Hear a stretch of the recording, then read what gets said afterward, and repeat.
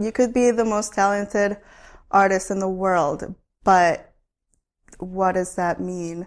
You know, you also have to wear so many hats as an artist. You have to know how to apply to shows or how to apply for grants or, you know, how to grow your own group of friends, how to network with people. So many things that you have to learn.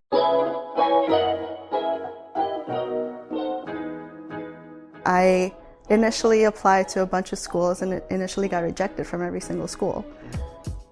So I really needed to do something that would kind of put me through the rigor and just extract from me the things that were already there, but I didn't know how to access as an artist. Luckily, I was able to attend SVA as a master's program, but like I said, not everybody has to do it. I feel it was very useful for me because I've gotten to know a lot of artists and learn about the art world and learn about what it takes to live life as an artist.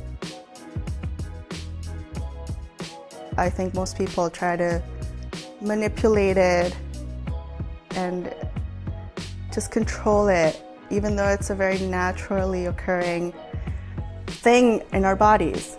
You know, it's as natural as our nails and everything else, but I feel, well, especially as a Colombian female, I understand the desire to want to adorn yourself, and you know, it's part of how we express ourselves and femininity.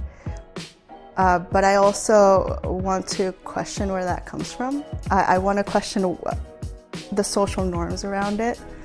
I feel like in a lot of societies, you know, hair has a specific maybe connotation or significance. There's various societies where women have to cover up their hair entirely because it's viewed as being too sensual and might make men act in ways that they don't want them to act. So I think we have a very complex relationship with hair. It's funny because I don't consider myself an overly political person. I don't see myself as a very political individual per se, but my artwork does tend to be on the political side. My artwork tends to be about feminism a lot, multiculturalism, and psychology.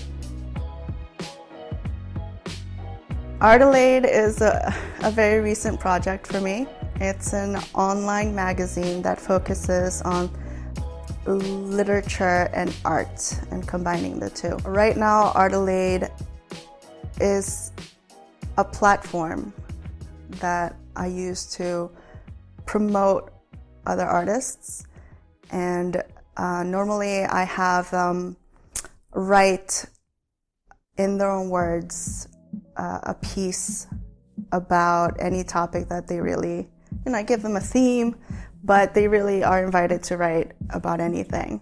And I also tend to show images of their work because I want to create Artilade as a bridge between not just literature and art, but artists and non-artists, and also technology and art. It's easy to lose touch with people once you're done with school. Once you've graduated, you know, people tend to disperse.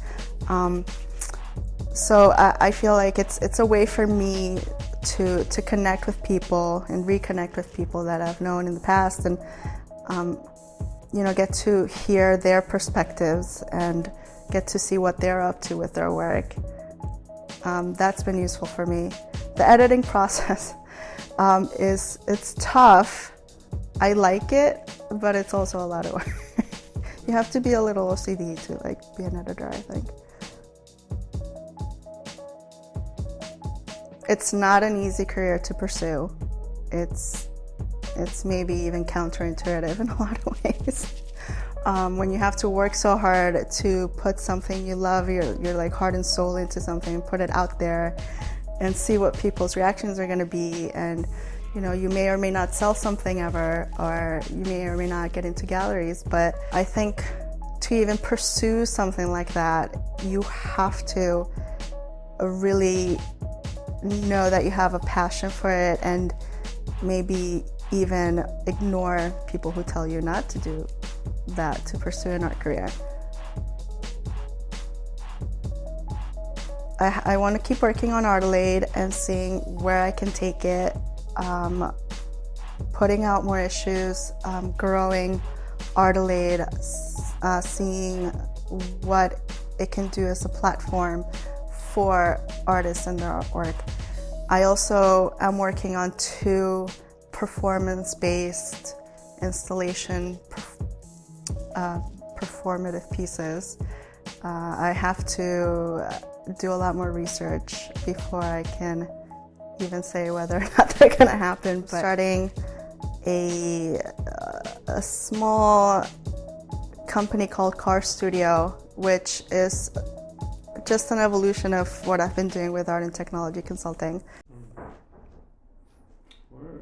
Last thing, say your name. Like, I'm Marilyn Narota, and I'm living life fearless. Just like plug it. You can look at the camera if you want, or just say your name.